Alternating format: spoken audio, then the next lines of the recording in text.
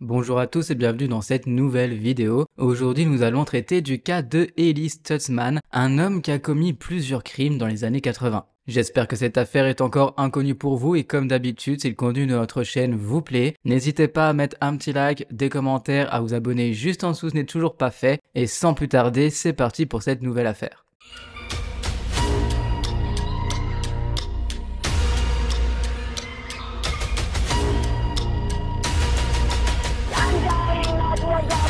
Serving fire department. Ma'am, are you still there?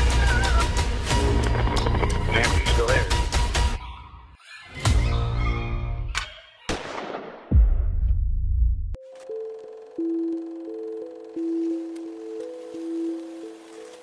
Le 25 décembre 1985, un chasseur a fait une macabre découverte dans un champ de maïs de la petite ville paisible de Chester, dans le Nebraska.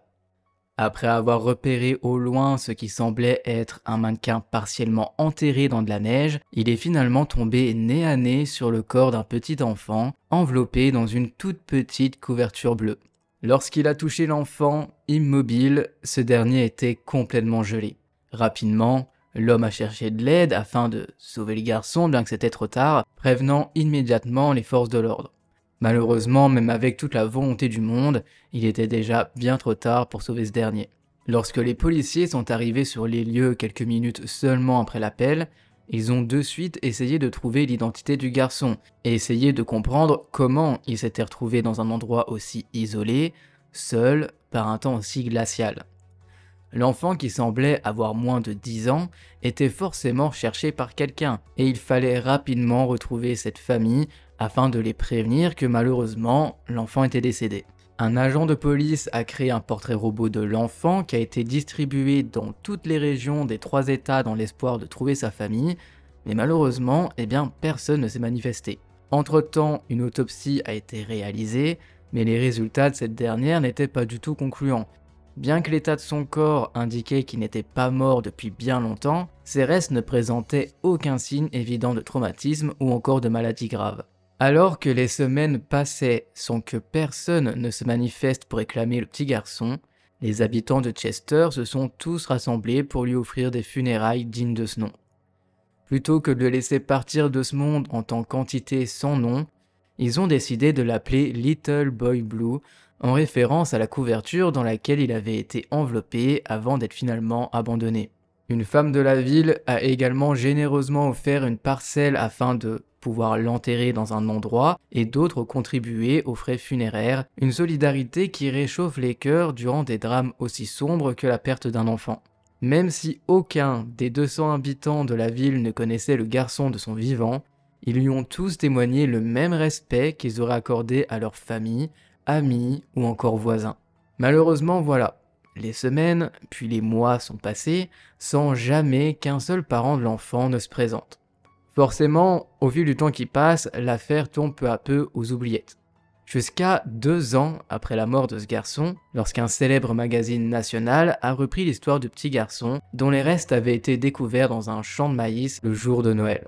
Et grâce à la publication de cet article, à peine peu de temps après, des informations ont commencé à affluer au bureau du shérif de Chester. Un homme de l'Ohio a appelé pour dire que le dessin ressemblait étrangement à un garçon de son quartier, un certain Danny Stutzman. Il a expliqué que l'enfant et son père faisaient partie de la communauté Amish d'Apple Creek, bien qu'il ne les ait pas vus depuis plusieurs années. Consolidant cette piste prometteuse, une autre femme du Wyoming, cette fois-ci, a déclaré à la police que le garçon avait en effet une ressemblance frappante avec Danny Stutzman, qui avait vécu avec elle et son mari depuis le début de l'été 1985 jusqu'à environ une semaine avant Noël. Pour elle, le portrait du garçon était très récent dans sa mémoire, elle savait très bien à quoi il ressemblait quelque temps juste avant sa mort. La jeune femme a expliqué qu'ils avaient pris l'enfant à la demande de son père, un certain Eli Stutzman, dont les affaires le maintenaient souvent sur la route pendant plusieurs mois durant l'année.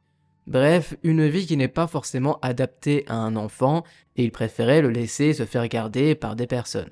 Dans les semaines qui ont suivi la révélation publique de son histoire, après avoir effectué quelques tests et vérifications, il a été confirmé que l'enfant abandonné au milieu de ce champ de maïs était bel et bien Danny Stutzman, un garçon âgé de 9 ans seulement lorsqu'il est décédé. Son identité enfin découverte, la prochaine étape consistait à retrouver son père, une affaire qui s'annonçait déjà bien compliquée puisque personne ne savait où il pouvait bien se trouver. C'est après plusieurs mois d'efforts infructueux pour localiser Ellie Stutzman que les enquêteurs ont enfin réussi à découvrir où l'homme se cachait, dans la ville de Hazel, au Texas, qui se situe à l'extérieur de Fort Worth. L'arrestation du père de famille s'est déroulée sans aucun incident et il a été inculpé de maltraitance d'enfants. Lors des interrogatoires sur les circonstances entourant la mort de son fils, Ellie a tenté de minimiser la manière étrange dont il avait géré la situation. Il avait initialement raconté que lui et son fils conduisaient du Wyoming à l'Ohio pour passer les vacances en famille, quand, soudain, Danny est tombé malade et avait succombé sur le siège passager du camion de son père. Plus tard, l'homme a quand même modifié cette version, prétendant cette fois-ci que le garçon était décédé dans son sommeil des suites d'une infection des voies respiratoires supérieures. Au lieu de chercher une aide médicale ou de contacter la police, l'homme avait jugé préférable de se débarrasser du corps et de poursuivre son voyage. Avant de se rendre en Ohio, il a prétendu avoir passé du temps à prier pour son fils, le recouvrant de neige et le confiant à Dieu dans ce champ de maïs. Toutefois, il s'est avéré que, au lieu de rentrer chez lui pour les vacances comme prévu, Ellie a décidé de faire un petit détour par Salinas, au Kansas, pour un rendez-vous avec un homme rencontré via des annonces personnelles. En effet, malgré son éducation stricte dans une famille amish où l'homosexualité était évidemment interdite, complètement bannie de cette communauté, il avait abandonné toutes ses croyances depuis bien longtemps pour avoir des relations avec des hommes. Bien qu'il revienne périodiquement dans la communauté amish, où il était toujours bien accueilli puisque personne ne connaissait son secret, malgré tout, il était bien loin de toutes ses croyances et surtout de pratiquer sa religion au quotidien. Après sa petite aventure avec un homme, il était arrivé à Apple Creek juste à temps pour Noël, inventant des histoires sur la prétendue absence de Danny. Lorsque sa famille s'est interrogée sur l'absence de l'enfant, Ellie a prétendu qu'il était au Colorado pour des vacances au ski avec des amis. Et à partir de ce moment, c'était le début d'une série de mensonges destinés à expliquer la disparition soudaine de son enfant. Malgré ses multiples récits changeants, Ellie a ignoré les questions sur son instabilité, la qualifiant de trouble de la personnalité. Les autorités, bien que méfiantes de son rôle potentiellement plus important qu'il ne le prétend dans la mort subite de son fils, n'avaient cependant aucune preuve de meurtre. Et finalement, il n'a pu être inculpé que de non-signalement d'un décès et d'élimination illégale de restes humains, et non pour avoir potentiellement tué son enfant. L'homme a plaidé coupable durant son procès en janvier 1988 et a ensuite été placé en détention provisoire pour 18 mois. Pendant son incarcération, les enquêteurs qui restaient persuadés que Ellie dissimulait quelque chose ont scruté ses activités depuis son départ de l'Ohio jusqu'à sa capture au Texas. Agissant sur la piste selon laquelle il aurait tué son fils, ils ont élargi toutes leurs recherches pour trouver d'autres éventuelles victimes. Et rapidement, ils ont découvert bien plus que ce à quoi ils s'attendaient. Comme vous le voyez, ces policiers étaient vraiment impliqués, en plus d'être très perspicaces, ça fait vraiment plaisir à voir. Bon alors, par contre, vous vous en doutez qu'avec les moyens de l'époque, retracer tout le parcours de l'homme n'a pas été une mince affaire, et probablement qu'il y a même eu énormément de loupés dans cette enquête. Nomade inlassable, Ellie Stutzman semblait toujours en mouvement, évitant d'établir des racines, une stratégie plutôt idéale pour quelqu'un déterminé à utiliser les gens et à s'en débarrasser une fois sa mission accomplie. En plus de ça, les enquêteurs ont également appris que Danny n'était pas du tout le premier membre de la famille à mourir dans des circonstances plutôt suspectes. En effet, lors de l'année 1977, la femme de Ellie Stutzman, qui s'appelait Ida, alors âgée de 26 ans, avait trouvé la mort dans un incendie qui avait démarré dans leur grange à traite. Ellie a prétendu pour cette affaire qu'après avoir vu de la fumée émanant de la structure, Ida avait couru à l'intérieur pour récupérer du matériel. Mais malheureusement, cette dernière avait succombé aux flammes. Puisqu'un malheur n'arrive jamais seul, au moment où il avait réussi à la secourir, il était déjà trop tard. Et en plus de ça, la pauvre jeune femme était enceinte de 8 mois au moment de sa mort. Les proches de Ellie se souvenaient pourtant de sa profonde dépression après la perte de sa femme et de son bébé. Mais cela ne signifie pas pour autant qu'il n'est pas responsable de leur mort. Il n'y a qu'à voir, par exemple, Jonathan Daval, si vous vous rappelez de cette affaire. L'homme était complètement éploré concernant la mort de sa femme et pourtant, il était le responsable de la mort de cette dernière. Donc, est-ce que cela peut vraiment le disculper de la mort de sa femme? Franchement, j'en doute. À la suite de la mort de sa femme, il avait défié ouvertement toutes les traditions de la communauté, adoptant un style de vie non conforme aux normes amish, introduisant même l'électricité dans sa maison. Ensuite, en 1982, il avait complètement choqué sa famille en annonçant qu'il abandonnait finalement toute la communauté amish pour faire une nouvelle vie au Colorado avec Danny à ses côtés, qui était âgé de 6 ans à l'époque. Ce désir de se libérer des restrictions strictes de la communauté amish n'a pas surpris ceux qui connaissaient le véritable Ellie Stutzman. Sa vie, marquée par l'évitement des technologies modernes, ne correspondait absolument pas à ses convictions. Bien que l'homme ait tenté de s'intégrer comme il le pouvait, il n'a pas réussi à accepter une existence où l'humilité et le détachement de soi étaient primordiaux. En tant qu'homme gay, étant complètement désintéressé par les femmes, son ressentiment envers le mode de vie amish avait largement augmenté. Vivre une double vie rendait ses jours à Apple Creek presque insurmontables, et on peut tout à fait le comprendre. Sous le masque d'un mari et d'un père dévoué, il plaçait des annonces pour rencontrer des hommes, suscitant des doutes quant à la nature accidentelle de la mort de sa femme Ida. En interrogeant la famille du Wyoming, qui avait accueilli Danny juste avant sa mort, les enquêteurs ont appris que Ellie, artisan du cuir talentueux, passait la plupart de son temps à vendre ses produits lors de déplacements à travers tous les États. Au lieu de traîner son fils avec lui, il trouvait souvent des voisins compatissants pour s'occuper ce dernier durant ses voyages. Et lorsqu'il était venu chercher le garçon peu de temps avant Noël, prétendant qu'il allait rendre visite à ses parents à Apple Creek, c'était la dernière fois que ce couple avait vu Danny, jusqu'à la publication d'un dessin de son visage dans le magazine. C'est de cette manière que le jeune garçon s'est retrouvé dans une famille, probablement d'inconnus, juste avant de mourir mystérieusement. Une plongée approfondie dans les activités de ce père de famille pendant cette période a révélé qu'il n'était pas seulement occupé avec la vente de ceintures en cuir et de couvertures bibliques, mais aussi occupé à s'adonner à des festivités et à rencontrer des hommes par le biais d'annonces de magazines. Malgré son apparence douce et son sourire facile, certaines de ces rencontres avaient pourtant rapidement tourné au cauchemar. Comme durant le mois de mai 1985, où le corps d'un certain Glenn Pritchett, âgé de 24 ans, avait été découvert dans un fossé à Austin, au Texas. L'examen médico-légal avait conclu à une exécution, une balle dans la tête. Apprenant que son colocataire Ellie Stutzman avait quitté la ville presque simultanément, les enquêteurs avaient placé son nom en tête de la liste des suspects dans cet homicide. Assassin, mais pas bête pour autant, sachant qu'il avait des ennuis, Ellie avait embarqué son fils et avait pris la route dans une tentative désespérée de garder une longueur d'avance contre les policiers. Au cours des mois suivants, avec son fils, il a fait de brefs arrêts au Nouveau-Mexique et au Colorado avant de s'installer à Liman dans le Wyoming. Sauf que le 9 novembre 1985, les restes décomposés d'un certain David Tyler, âgé de 36 ans, ont été retrouvés dans le lit d'une camionnette garée derrière l'atelier de carrosserie dont il était copropriétaire avec 2 amis à Durango. L'homme, tout comme Glenn quelques mois plus tôt en mai 85, avait reçu une balle dans la tête. Alors, par coïncidence, ou peut-être pas, il était une connaissance de Ellie, qui se trouvait, comme par hasard, en visite dans la région à l'époque.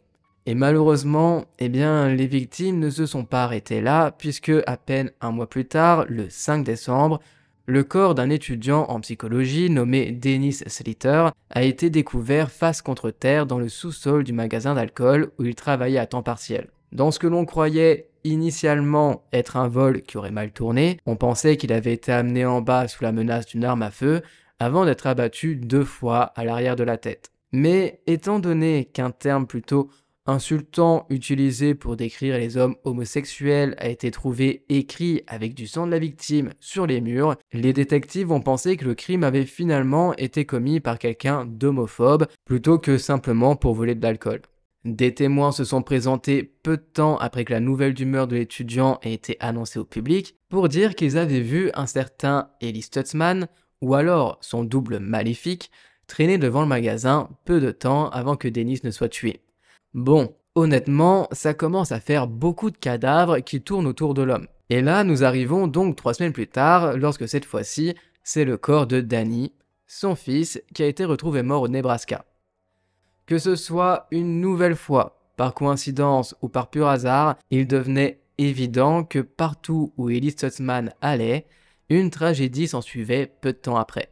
C'est dans cet état d'esprit que les enquêteurs ont décidé qu'il était grand temps pour eux d'avoir une longue conversation avec l'homme concernant tous ces meurtres qui visiblement le poursuivaient.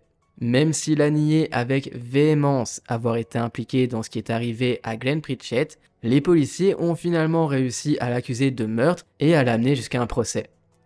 Après avoir été reconnu coupable le 31 juillet 1989, il a été condamné à une peine de 40 ans de prison.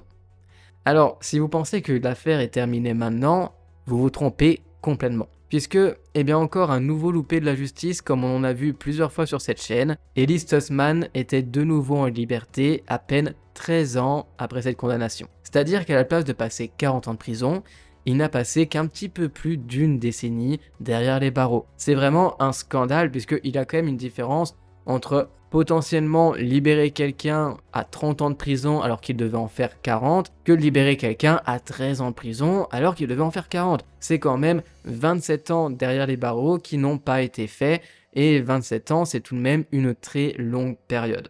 Et donc, une fois libre, en 2005, l'homme a déménagé à Fort Worth, où il s'est installé dans un petit studio. Bien qu'il n'ait pas hésité à parler du temps qu'il avait passé en prison, lorsqu'on lui a demandé la nature de ses crimes, il a plutôt évité de dire la vérité et préféré mentir en prétendant que ses infractions étaient liées à la drogue. Effectivement, généralement ça passe quand même mieux de dire que t'as été en prison pour avoir vendu quelques grammes de drogue, plutôt que de dire que t'as été en tôle parce que t'as tué quelqu'un. L'homme a également raconté des histoires complètement contradictoires sur sa vie personnelle au cercle, croissant de toxicomanes et de prostituées masculines avec lesquelles il a choisi de passer toutes ses journées. Nous sommes donc passés à, avant la prison, un homme d'affaires qui faisait le tour des États pour pouvoir vivre de son entreprise, un homme qui traînait avec que des toxicos, des prostituées et qui se droguait par la même occasion et qui ne faisait plus rien d'autre de sa vie.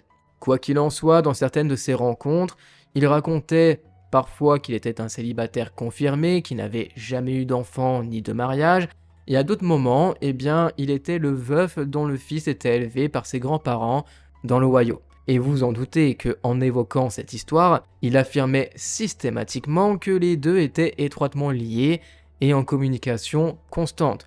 Son fils était bel et bien en vie et il pouvait lui parler régulièrement, et c'était un pauvre veuf éploré qui ne rêvait que d'une chose, pouvoir retrouver son enfant.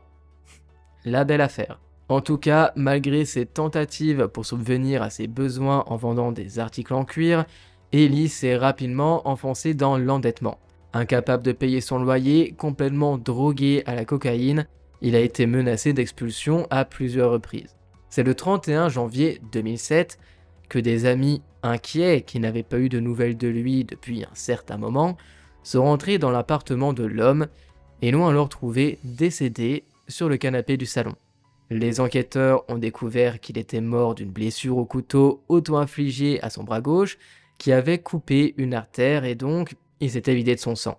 La mort de Ellie Stutzman a été considérée comme un suicide, suite à quoi il n'a pas eu d'enquête, les autorités ont essayé de rendre les restes de sa dépouille à sa famille, mais les choses ne sont pas vraiment déroulées comme prévu. Lorsqu'ils ont tendu la main à la communauté amish de Apple Creek, il est devenu évident qu'aucun d'entre eux ne voulait être assimilé à lui, personne ne voulait revendiquer le mouton noir du troupeau comme étant l'un des leurs. L'État a alors pris le relais et organisé l'enterrement du meurtrier condamné, et malgré que cela signait la fin de l'homme et des affaires qui l'entouraient, cette enquête est restée en suspens pour plusieurs personnes.